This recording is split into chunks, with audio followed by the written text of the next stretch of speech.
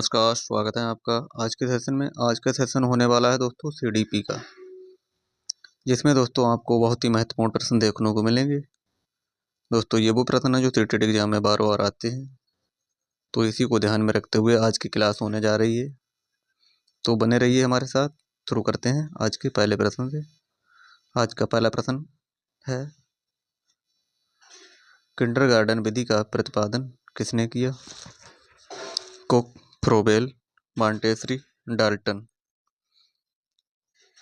Kindergarten विधि का प्रतिपादन किसने किया? आपको इसका उत्तर बताना है। तो दोस्तों ये किसने किया? ये फ्रोबेल ने किया। ऑप्शन नंबर बी इसका सही उत्तर हो जाएगा। दोस्तों ऑप्शन नंबर बी है ये, फ्रोबेल इसका सही उत्तर हो जाएगा। प्रश्न देखते हैं प्रश्न 2 में पूछा गया है, संकलनात्मक परामर्श के जन्मदाता कौन है? संकलनात्मक परामर्श के जन्मदाता दोस्तों ये कौन है? विलियमसन, थॉर्न, रोजर्स, डी इनमें से कोई नहीं। प्रश्न नंबर 2 का आपको उत्तर बताना है। तो इसका ऑप्शन नंबर बी, थॉर्न इसका सही उत्तर हो जाएगा। ऑप्शन नंबर बी इसका सही उत्तर हो जाएगा, थॉर्न। प्रश्न नंबर 3 में पूछा गया है, छात्र के अवांछित व्यवहार के संशोधन हुए तो सबसे प्रभावी विधि है कौन सी है? ऑप्शन नंबर ए, उसके माता पिता को सूचित करना। ऑप्शन नंबर बी, छात्रों को दंडित करना, उसे नज़रअंदाज करना। ऑप्शन नंबर डी, अवांछित व्यवहार के कारणों का पता लगाना तथा उपचारों का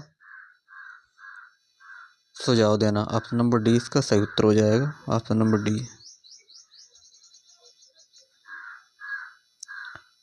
प्रश्न नंबर 4 है। प्रश्न नंबर 4 में पूछा गया है, डिसलेक्सिया संबंधित है किससे है?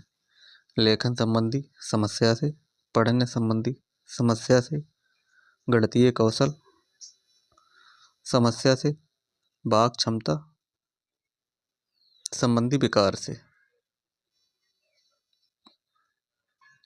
प्रश्न नंबर 4, तो दोस्तों ये डिसलेक्सिया किससे है? ये पढ़ने संबंधी समस्या से हो जाएगी। ऑप्शन नंबर 20 का सही उत्तर हो जाएगा। प्रश्न देखते हैं 5। प्रश्न 5 में पूछा गया है, ब्रेन लिपि एवं टेप रिकॉर्डर किसके लिए शैक्षिक प्रावधान के रूप में प्रयुक्त किए जा सकते हैं? ऑप्शन नंबर ए, श्रवण बाधित विद्यार्थी। ऑप्शन नंबर बी, दृष्टि बाधित विद्यार्थी। ऑप्शन नंबर सी, अस्थि बाधित विद्यार्थी। ऑप्शन नंबर डी, शारीरिक रूप से विकलांग विद्यार्थी। प्रश्न 5 की बात करते हैं तो प्रश्न 5 में क्या हो जाएगा, ब्रेन लिपि एवं टेप रिकॉर्डिंग किसके शैक्षणिक प्रावधान के लिए प्रयुक्त किए जाते हैं? तो ये दृष्टिबाधित विद्यार्थियों के लिए। ऑप्शन नंबर 20 का सही उत्तर हो जाएगा।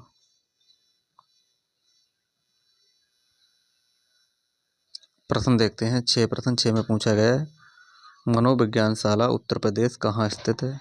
मनोविज्ञानशाला उत्तर प्रदेश में दोस्तों ये कहाँ स्थित है? आगरा, लखनऊ, इलाहाबाद, वाराणसी। प्रश्न नंबर 6, तो उत्तर प्रदेश में मनोविज्ञानशाला ये कहाँ है? ये इलाहाबाद में है। ऑप्शन नंबर सी इसका सही उत्तर हो जाएगा।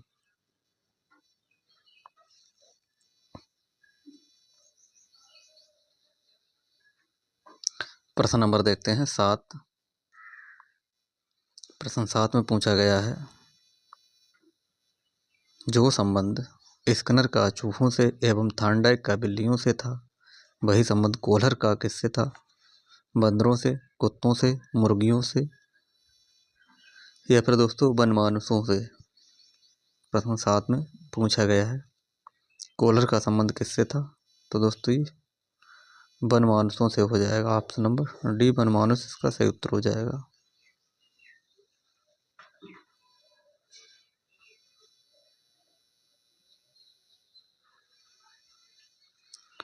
प्रश्न देखते हैं 8। प्रश्न 8 में पूछा गया है, अधिगम का पठार क्या है? अधिगम की समाप्ति, अधिगम में अवरुद्ध, वर्धन, अधिगम में दोष, अधिगम में अवरोध। अधिगम का पठार है। अधिगम का पठार क्या हो जाएगा? Option number B. अधिगम में अवरुद्ध वर्धन। ऑप्शन नंबर बी इसका सही उत्तर हो जाएगा।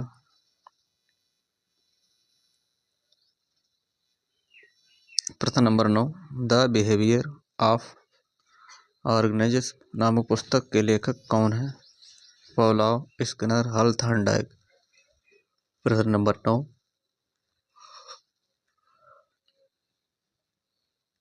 प्रश्न नंबर 9 का ऑप्शन नंबर बी इसका सही उत्तर हो जाएगा। स्किनर इसका सही उत्तर हो जाएगा। स्किनर।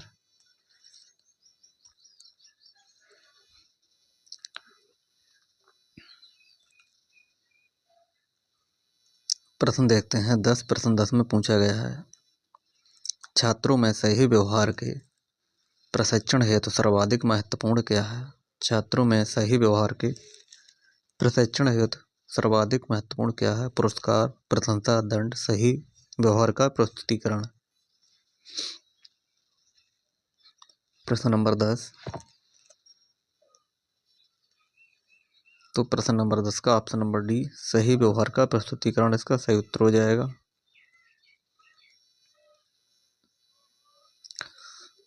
प्रश्न देखते हैं 11। प्रश्न 11 में पूछा गया है, समस्या समाधान में लक्ष्य प्रवणता के संप्रत्यय को किसने प्रस्तावित किया था? कोहलर, हल, केंडलर, ब्रिक।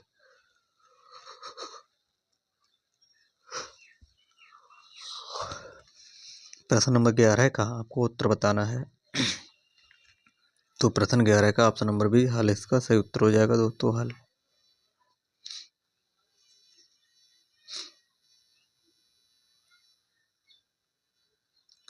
प्रश्न 12 में पूछा गया है, इनमें से कौन सा शिक्षण की विचारधारा से संबंधित नहीं है? D.W. Allen, Bush, Davis Hume, Aitchison. प्रश्न 12 का आपको उत्तर बताना है, शिक्षण की विचारधारा से संबंधित कौन नहीं है? तो दोस्तों ये हो जाएगा David Hume. David Hume option number C इसका सही उत्तर हो जाएगा। प्रश्न देखते हैं 13। प्रश्न 13 में पूछा गया है, निम्न में से कौन सा शिक्षण अधिगम का स्तर नहीं है? शिक्षण अधिगम का स्तर इनमें से कौन सा नहीं है? स्मृति स्तर, अबोध स्तर, परावर्ती स्तर, दूरवर्ती स्तर। प्रश्न 13 है। प्रश्न नंबर 13 का आपको उत्तर बताना है। तो प्रश्न नंबर 13 का ऑप्शन नंबर डी इसका सही उत्तर हो जाएगा। दूरवर्ती स्तर इसका सही उत्तर हो जाएगा। प्रश्न 14 में पूछा गया है, निम्न में से कौन सी कक्षा शिक्षण में जनतांत्रिक शिक्षण नीति नहीं है? अन्वेषण, व्याख्यान, योजना, मस्तिष्क उद्वेलन। प्रश्न 14 है।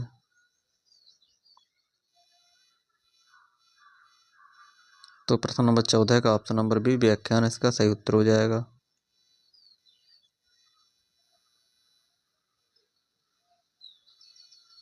प्रश्न 15 है, निम्न में से कौन सी समावेशी शिक्षा की एक विशेषता नहीं है?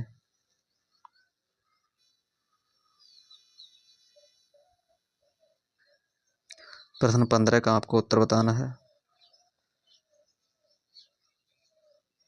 समावेशी शिक्षा की कौन सी विशेषता नहीं है? तो दोस्तों ये हो जाएगा ऑप्शन नंबर एक, यह केवल विशेष आवश्यकता वाले छात्रों के सीखने में वृद्धि करता है। तो दोस्तों ये इसका सही उत्तर हो जाएगा option number B.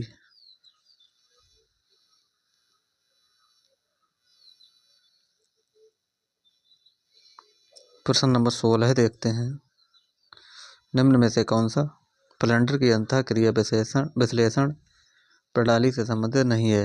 Option number A शिक्षक कथन, छात्र कथन, अभिभावक कथन, मौन। प्रश्न 16 है।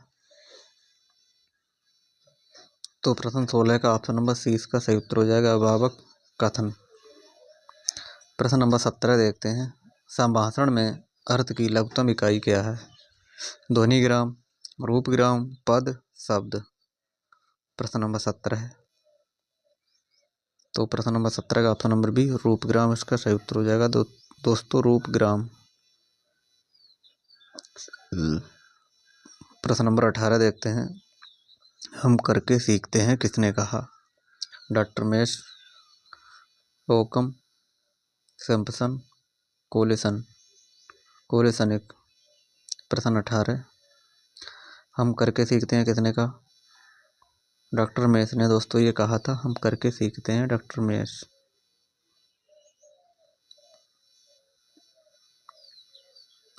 प्रश्न नंबर देखते हैं 19 निम्न में से कौन सा शिक्षण का स्तर नहीं है?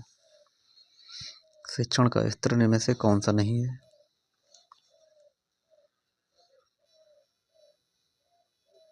तो दोस्तों ये बर्डन। ऑप्शन नंबर डी इसका सही उत्तर हो जाएगा।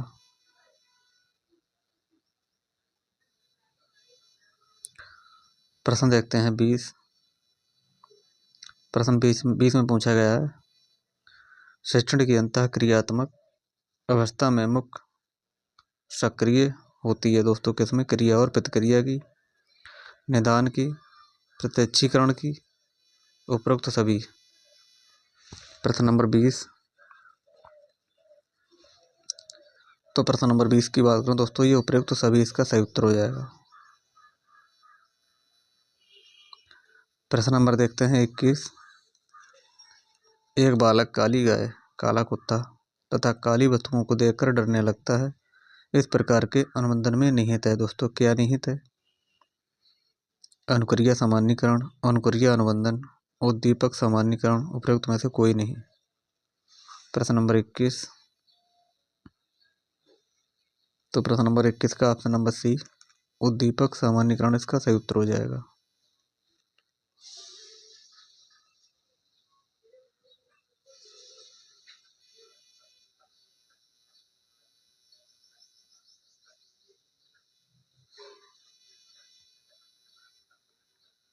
शिक्षण विधि का चयन करते समय निम्न में से किसको ध्यान में रखने की आवश्यकता नहीं है?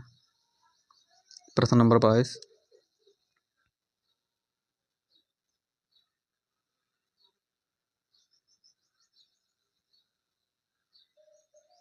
तो प्रश्न नंबर 22 की ऑप्शन नंबर सी इसका सही उत्तर हो जाएगा। अभिभावक की पृष्ठभूमि इसका सही उत्तर हो जाएगा, ऑप्शन नंबर सी।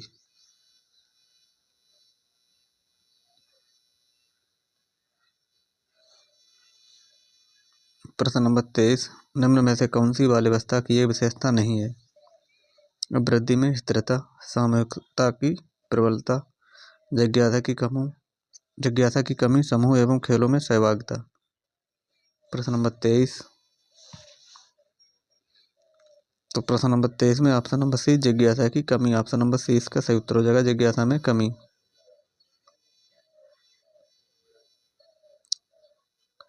प्रश्न नंबर 24 निम्न में से कौन सा सृजनात्मक प्रक्रिया से संबंधित नहीं है? आयोजन, उद्भावन, अप्रेरणा, प्रबोधन। प्रश्न नंबर 24 सृजनात्मक प्रक्रिया से संबंधित कौन नहीं है? तो दोस्तों ये अप्रेरणा इसका सही उत्तर हो जाएगा, ऑप्शन नंबर सी। प्रश्न नंबर 25 देखते हैं, निम्न में से कौन सा बुद्धि और विकास का प्रथम चरण है?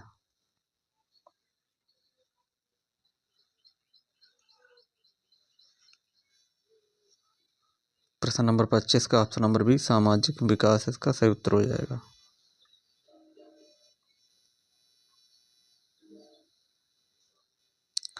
प्रश्न नंबर 26 देखते हैं, सीखना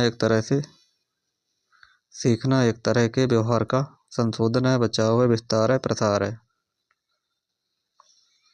तो दोस्तों सीखना एक तरह का दोस्तों कैसा है? व्यवहार का दोस्तों क्या है? संशोधन है। प्रश्न नंबर 27 स्किनर बॉक्स का प्रयोग किया जाता है किसके लिए? चालक अधिगम के लिए, शाब्दिक अधिगम के लिए, प्रसूत अनुबंधन के लिए, आकस्मिक अधिगम के लिए। प्रश्न नंबर 27 स्किनर बॉक्स का प्रयोग किसके लिए किया जाता है? प्रसूत अनुबंधन के लिए, ऑप्शन नंबर सी इसका सही उत्तर हो जाएगा।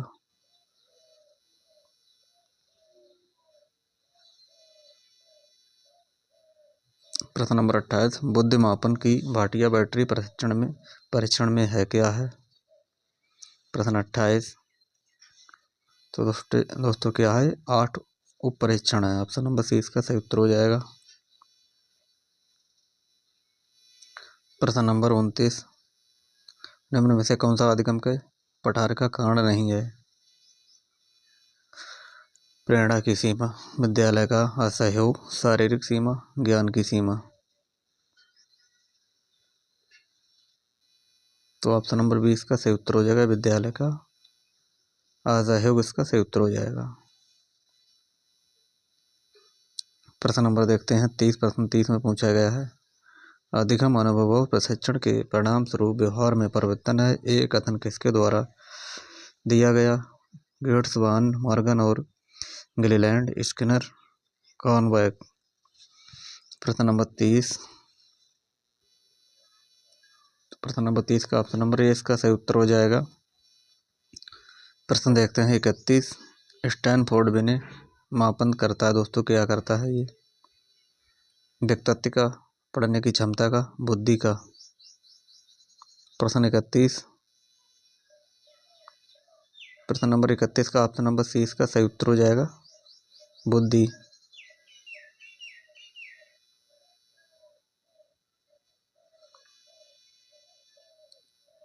प्रश्न नंबर 32, अंतःमुखी व्यक्तित्व एवं बहिर्मुखी व्यक्तित्व का वर्गीकरण किसने किया? फ्रायड, युंग, मन, आलपोर्ट। प्रश्न नंबर 32। तो प्रश्न नंबर 32 का ऑप्शन नंबर बी युंग इसका सही उत्तर हो जाएगा, युंग।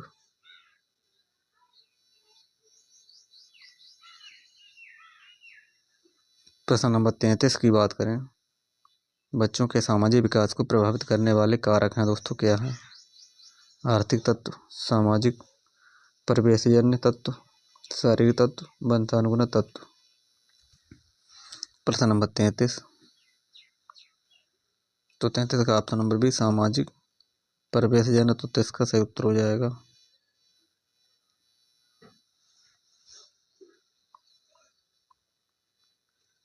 प्रश्न नंबर 34, निम्न में से कौन सा शारीरिक विकास का एक प्रमुख नियम है? शारीरिक विकास का एक प्रमुख नियम कौन सा हो जाएगा? तो 20 का सही उत्तर हो जाएगा, अनियमित विकास का नियम। ऑप्शन नंबर 20 का सही उत्तर हो जाएगा।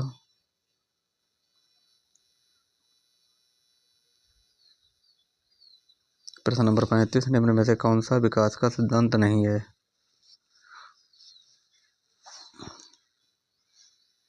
तो ऑप्शन नंबर ए अनुकूलित प्रत्यावर्तन का सिद्धांत। ऑप्शन नंबर ए इसका सही उत्तर हो जाएगा।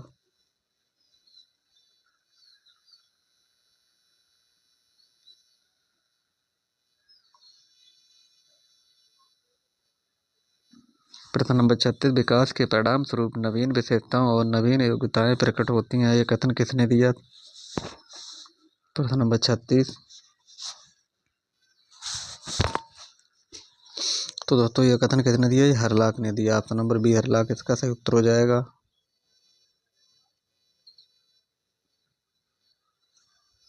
प्रश्न नंबर 37, मूल प्रवृत्तियों के 14 प्रकार से किसने वर्गीकृत किया? प्रश्न नंबर 37। तो मूल प्रवृत्तियों को 214 प्रकार से वर्गीकृत करने वाले मैकडूगल थे। ऑप्शन नंबर बी इसका सही उत्तर हो जाएगा। प्रश्न नंबर 38, किसी दूसरी वस्तु की अपेक्षा एक वस्तु पर चेतना का केंद्रीकरण अवधान है, एक कथन किसका है दोस्तों? तो ये कथन डॉक्टर किसका है? डम्बिल का। ऑप्शन नंबर ए डम्बिल इसका सही उत्तर हो जाएगा।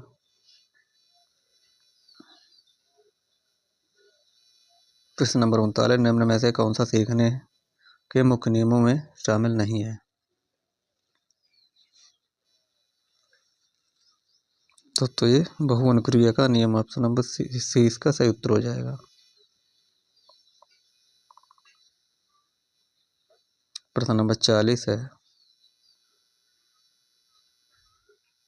12 से 16 वर्ष के बच्चों के लिए हिंदी में डॉक्टर में जलोटा ने कौन सा परीक्षण प्रतिपादित किया?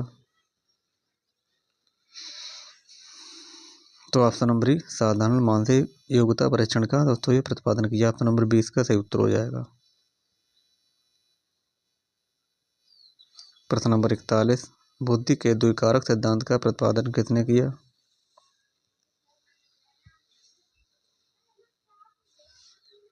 प्रश्न नंबर 41 का बी स्पीयरमैन इसका सही उत्तर हो जाएगा, ऑप्शन नंबर बी। प्रश्न नंबर 43, इनमें से कौन सा युग्म सही नहीं है?